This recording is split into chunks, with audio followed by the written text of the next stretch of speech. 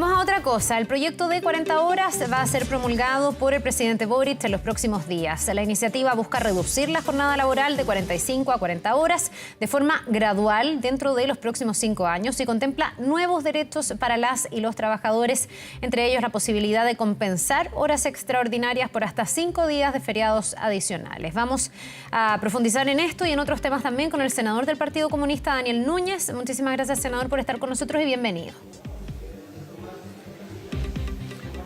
Muchas gracias por la invitación, Carla. A ver, lo primero, y tiene que ver más bien con cómo fue toda la tramitación de este proyecto. ¿Cuál es la clave para usted para que esto finalmente haya logrado convertirse en una ley o que se va a firmar en los próximos días con amplio consenso político, algo que no hemos visto en otras discusiones que están hoy día en la agenda? Bueno, yo creo que hay muchos aspectos que influyen, entre otros obviamente el gran apoyo ciudadano que tiene esta demanda de reducir la jornada laboral de 45 a 40 horas, pero yo creo que el factor que más incidió en esta coyuntura fue el liderazgo que ejerció la ministra del Trabajo, Janet Jara, que logró sentar en una misma mesa a la oposición, a las fuerzas que somos del gobierno, al mundo de los empresarios, a las pymes y a los trabajadores y generar un acuerdo que le diera la viabilidad. A mí me parece que desde ese punto de vista las indicaciones que el gobierno puso en la Comisión de Trabajo del Senado fueron los que permitió su aprobación unánime en el Senado y, bueno, la ratificación con una amplia votación, exceptuando el rechazo de los republicanos también en la Cámara de Diputados. Entonces, creo yo que ese fue como el factor decisivo, entendiendo que al final, creo yo que también lo que más incide es que este es un proyecto que la gente anhela, porque Chile tiene jornadas laborales muy extensas y si sumamos a esa extensión los problemas que tenemos de traslado a los lugares de trabajo, en la práctica, desde que uno sale de la casa hasta que vuelve, estamos hablando de 10, 11 horas y eso produce un agobio tremendo y todos los efectos negativos como mayores enfermedades emocionales, el estrés, todos los problemas asociados a una carga laboral tan alta como la que tenemos hoy día en Chile. Sí, yo me imagino ahí también que tiene que ver con que esto es una aspiración genuina de la ciudadanía y por otro lado las encuestas así lo han ido reflejando, senador, y también se fue despejando de alguna manera las reticencias que pudieran haber tenido algunos sectores, porque aquí finalmente esto quedó como algo gradual y que va a tener altas dosis de flexibilidad. Me imagino que eso es clave para haber destrabado todo tipo de problemática, digamos, que hubiese tenido esta idea y haber llegado a este consenso. Mira, yo creo que se fueron despejando prejuicios que no tenían fundamento y por otro lado hay muchos estudios tomando la experiencia comparada en otros países que demostraban que una reducción de la jornada laboral incluso podía aumentar a ayudar en la productividad. Es decir, un trabajador que está motivado, que siente que su empleador tiene la disposición de generarle mejores condiciones de trabajo, puede trabajar en forma más intensa, más motivado que aquel que está al final con una sensación de abuso que lo lleva a tener una desmotivación permanente en el puesto de trabajo. Creo que eso fue muy importante. La ministra Janet Jara nos expuso cómo en varios países que se ha reducido la jornada se ha tenido ese efecto positivo a nivel de productividad y lo que se pactó en términos de cierto nivel de adaptabilidad es algo que está en los marcos del Código del Trabajo, que no cambia radicalmente, pero lo fundamental es que va a tener un gran impacto en mejorar la calidad de vida de los trabajadores, esta reducción que va a pasar de las 45 horas semanales a las 40, entendiendo que hay ciertas actividades que tienen sus normativas específicas, como ocurre, por ejemplo, en la minería con los sistemas de turno, que en la práctica ahí la jornada queda en 42 horas, pero se suma un día de descanso por la particularidad que están en campamentos mineros y por supuesto que la reducción de jornada no tiene el mismo efecto positivo que del trabajador o la trabajadora que está en una labor en que permanentemente todos los días se traslada a su hogar. Claro, esto va a depender en la práctica también de cómo se aplique, cuál es la fórmula, si se trabaja 4 días se descansa 1 más, si es que son menos horas diarias y todo, de la capacidad de negociación que puedan tener también los trabajadores con los empleadores. Ahí muchas veces se dice que es una relación que no necesariamente es simétrica. ¿Usted tiene esperanza de que esas negociaciones se den en buen término o cree que aquí también se va a necesitar una fuerte fiscalización? Entiendo que la Dirección del Trabajo queda como quien va a tener que mediar o resolver controversias que pudieran darse al momento de aplicar esta reducción de horas. Claro, la experiencia internacional indica que cualquier cambio o modalidad de adaptabilidad o flexibilidad laboral tiene que hacerse en diálogo con los trabajadores Y la forma que tienen los trabajadores de poder dialogar en forma organizada es a través de los sindicatos. Entonces yo lo que espero es que los empleadores entiendan la importancia que tienen en Chile los sindicatos y que sea sobre esa base que se discuta en los distintos sectores la aplicación de esta jornada. Yo conozco el caso de la minería. A mí me tocó discutir este tema con la Federación de Trabajadores Mineros del sector privado. Ellos nos plantearon inquietudes y como tiene una sindicalización muy alta, ellos lograron plantear su inquietud de cómo aplicar esta reducción de jornada en el mundo minero y se llegó a un acuerdo entre la Federación de Trabajadores Mineros, los empleadores, el gobierno, y ese es el modelo que nosotros queremos que se replique. Pero acá lo que no puede ocurrir es que en ningún ámbito de la vida laboral el empleador imponga en forma autoritaria normas al trabajador sin que él pueda tener un derecho de opinión. Esta reducción de jornada no contempla esa actitud autoritaria de parte del empleador, pero claro, pudiera ocurrir y por eso siempre va a ser importante la fiscalización que haga la Dirección del Trabajo. Ya, y hay algunos rubros, áreas o tipos de trabajos que también tienen otra naturaleza, porque esto rige, por ejemplo, para trabajadoras de casa particular, donde muchas veces también esa relación puede ser bien asimétrica y donde ahí no hay sindicato. Ahí es la propia persona que tiene que entrar a negociar. Y otros rubros, como por ejemplo, y que se usó mucho como ejemplo durante la tramitación por parte de aquellos que no estaban de acuerdo con este proyecto, las comunidades, donde por ejemplo se van a tener que contratar más conserjes, dicen algunos, porque los que están van a trabajar menos horas. ¿Cómo va a funcionar o cómo espera usted que funcione en ese tipo de rubros, en esas áreas, esta ley?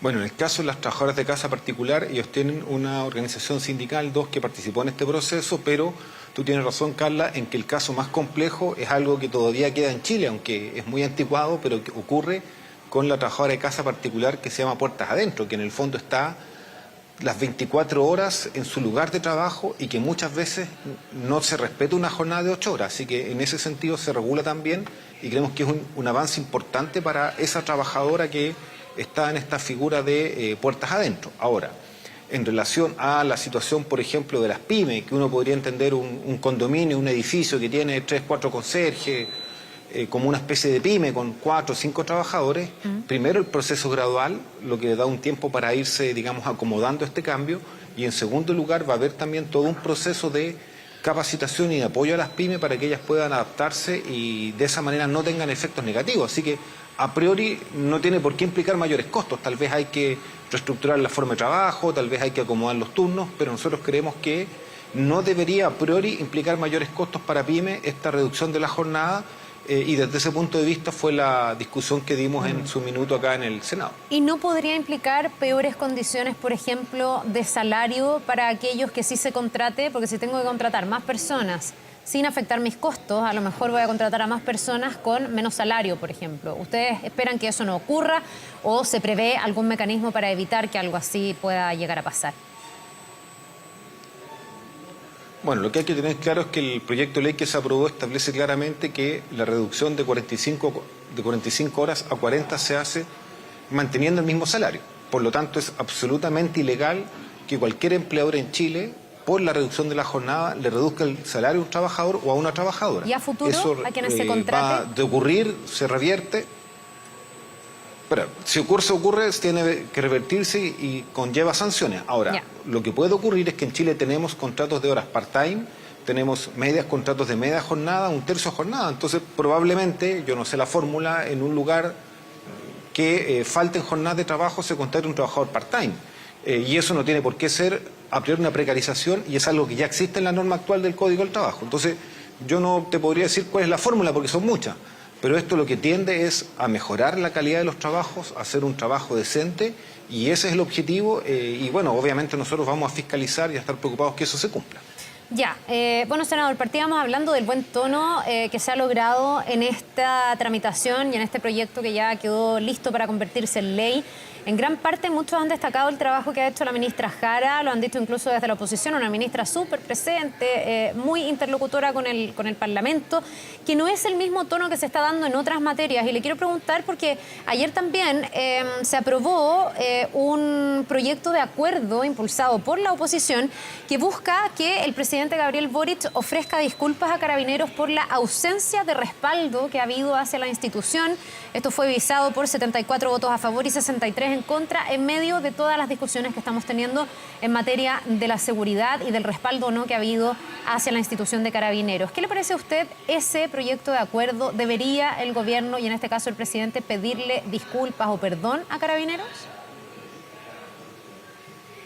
A mí me parece que ese proyecto de acuerdo es una cosa bastante ridícula porque yo no comparto el concepto que ellos consideran que es un respaldo a Carabineros.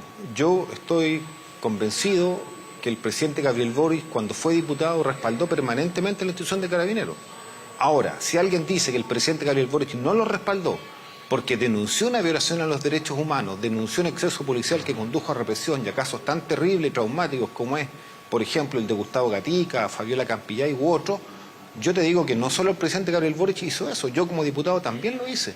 Y que hice lo correcto, porque cuando hay una situación de violación a los derechos humanos en la institución policial, en la Fuerza Armada o en cualquier cuerpo policial, el deber de una autoridad es denunciarlo. Porque hay que combatir esas situaciones y obviamente cuando eso se confirme por la justicia, el responsable debe ser separado de las filas de la institución. Ahora, si a mí me dicen que eso es porque en su minuto denunciamos los fraudes que se conoció como toda esta situación de gastos que se ocuparon, por ejemplo, platas de gastos reservados por ex generales de Carabineros para el uso personal que se robaron la plata, por supuesto que también era correcto denunciar la corrupción. Entonces, yo creo que aquí hay un mal concepto de lo que es el respaldo a Carabineros de parte de la derecha. Se está utilizando algo que hoy día es un sentimiento legítimo, auténtico del pueblo chileno que respalda a la institución porque sabe que son fundamentales para combatir la delincuencia, el narcotráfico, pero querer poner al presidente de la República como aquel que ataca a Carabineros me parece que es algo absolutamente injustificado. Senador. Y te agrego, Carla, que yo viví una situación parecida en el caso de la región de Coquimbo, cuando José Antonio Kast visita la región de Coquimbo y dice que yo soy el senador que maltrata a Carabineros. Entonces, ¿en qué se basa en decir eso? En que yo habría hecho una denuncia que en el estallido social hubo un hecho de violencia excesiva de la policía. Por supuesto que lo voy a hacer, pero ¿senador? Eso tiene nada que ver con maltratar a Carabineros, sí, nada que ver con deslegitimar su actuar.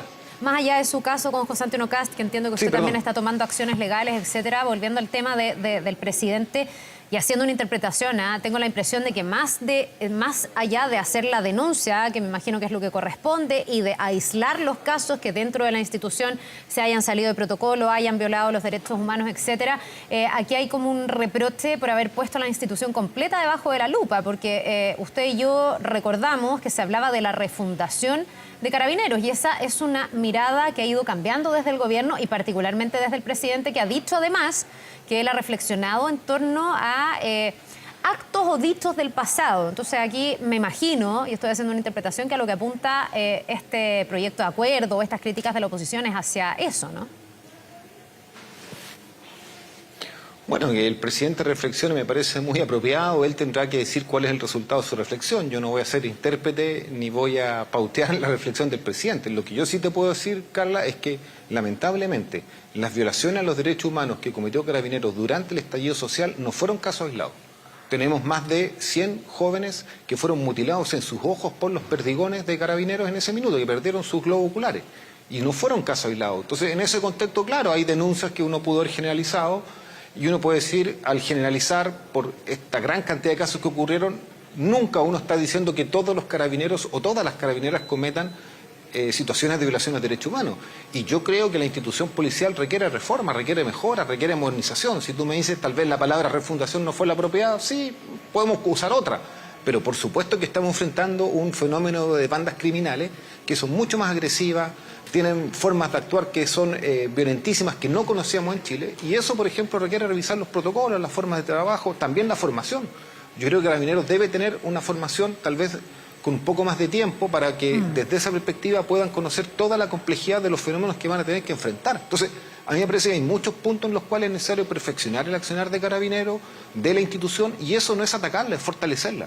No es debilitarles, al contrario, es querer protegerla frente a esta situación que se está viviendo hoy día en el país. Voy a entrar a ese tema, porque además ya entró al Parlamento este reglamento del uso de la fuerza, que es un proyecto de ley que justamente busca regular estas materias. Pero para cerrar el tema de este proyecto de acuerdo, ¿usted no está de acuerdo, valga la redundancia, con la idea de que el presidente pida disculpas, perdona, haga algún gesto? Porque aquí también lo que cruza el debate, y muchas veces uno ve la relación del oficialismo y particularmente del Ejecutivo con la oposición, es una desconfianza tremenda. Muchos dicen, no le creemos al presidente este cambio de postura o de mirada que ha tenido respecto de Carabineros. Estoy parafraseando a varios que se han sentado aquí de la oposición a decir eso. ¿No contribuiría un gesto? ¿O no es necesario ese gesto? Yo creo que el presidente no tiene... Yo creo que el presidente no... Claro, yo creo que el presidente no tiene que pedir disculpas por sus denuncias de violación a los derechos humanos que ocurrieron por parte de funcionarios de Carabineros, y me parece a mí que él tiene la total libertad para hacer todas las reflexiones que considere pertinentes respecto a cómo fortalecer, mejorar el desarrollo de la institución policial. Ya. ¿A usted le parece que todas estas críticas le han hecho perder el control de la agenda de seguridad al gobierno y darle demasiado crédito a la oposición en esta materia? Porque fue una de las quejas con las que partió esta semana una reunión que tuvo la ministra del Interior con parlamentarias, en este caso del Frente Amplio, entre ellos también del Partido Comunista, diciendo, nosotros vamos a apoyar la agenda, pero la nuestra, la del gobierno, no la de la oposición. ¿A usted le parece que el gobierno ha perdido un poco el control de la agenda? O sea, es indudable que el tema de la seguridad ciudadana no preveíamos que íbamos a tener esta explosión de delitos y de accionar de bandas criminales. Menos aún nadie esperaba de nosotros que tuviéramos la muerte tan lamentable en pocas semanas de 3 carabineros. Entonces, obviamente, cuando ocurren hechos de esta naturaleza, tú te ves superado de alguna manera y en ese sentido yo creo que en forma muy oportunista la derecha ha ocupado esa angustia que tienen los ciudadanos, las ciudadanas, para instalar temas que nos han en algunos momentos obligado a votar sin el análisis que corresponde. Entonces yo creo que desde ese punto de vista sí hemos tenido un problema. La derecha nos ha pauteado temas de la agenda legislativa que no son proyectos de ley del gobierno. La ley Naim Retamal era una ley que viene propuesta en su gran mayoría por parlamentarios de derecha y que nosotros en el Senado tuvimos apenas 4 días para poder revisar, analizar y hacer las indicaciones que correspondan. Entonces, obviamente lo que uno quiere es hacer leyes que sean eficaces en el combate a la delincuencia, a las bandas criminales, al narcotráfico. Pero eso requiere, podemos hacerlo con urgencia, yo no tengo ningún problema en trabajar intensamente. 1 semana, 10 días, 15 días, pero tenemos que hacerlo con el rigor de leyes que queden bien hechas y que cumplan el objetivo que la ciudadanía espera de esas leyes. Entonces, desde ese punto de vista, claro, hemos tenido un problema como gobierno. Yo aquí no apunto con el dedo a nadie en particular, yo no le echo la culpa a una ministra, a un ministro, a una coalición o a un partido, a diferencia de otros dentro de las coaliciones de gobierno, pero sí creo que tenemos que tomar el tema con toda la seriedad que corresponde y obviamente que el gobierno tome la iniciativa, ponga los proyectos de ley que cree nos van a ayudar, lo hizo con otros y hoy día lo está haciendo también con las famosas reglas del uso de la fuerza. Me parece que es un camino correcto que el gobierno ponga su iniciativa legislativa y donde hay un tema que es moción parlamentaria, que ponga indicaciones también para que pueda orientar a dónde quiere que vaya el debate y mejore los proyectos de ley que están acá en el Parlamento. Ahora, en esa lógica de sí sindicar responsables, algunos han mostrado ciertas diferencias con la forma en que ha liderado esta agenda la ministra del Interior, que además habló de traumas que impedían avanzar en esta agenda en algunos sectores del oficialismo. ¿Usted cómo evalúa el liderazgo que ha tenido Carolina Toá en materia de la agenda de seguridad que ha estado en boga todos estos últimos días? Mira, yo no me siento aludido, no tengo ningún trauma en abordar los temas de seguridad ciudadana. Yo creo que la izquierda tiene que entrar a este debate sin ninguna inhibición. Nosotros tenemos que apoyar y tener una política firme para combatir la delincuencia, el narcotráfico, las bandas criminales, pero eso siempre tiene que hacerse, Carla, en el marco del Estado de Derecho. Y parte de las normas del Estado de Derecho es respetar los derechos humanos. Entonces yo estoy por combatir la delincuencia con las armas de la democracia. Y una de las armas de la democracia es el respeto a los derechos humanos. Creo que ese es el principio. Y sobre esa base, bueno, vamos a trabajar y tendremos que trabajar con la ministra de Interior, tendremos que trabajar con los partidos del socialismo democrático. Lo que yo sí pediría es que no estemos pegándonos coscachos permanentemente, porque claro, así al final tenemos un dime y diretes en la prensa que tampoco muestra a los partidos oficialistas alineados apoyando al gobierno y tampoco nos permite hacer un sano debate. Yo creo que en eso sí tenemos que hacernos todos poner paños fríos a este debate y unirnos en torno a hacer las iniciativas y hacer que la acción del Estado sea eficaz en algo que hoy día la gente nos está demandando.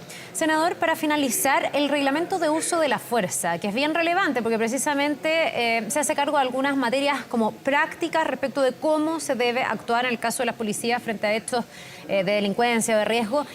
¿Tendría que ser un proyecto que de alguna manera corrija parte del contenido que quedó en la ley Naín Retamal? En sectores de gobierno, algunos no quedaron muy conformes, incluso no apoyaron esta ley.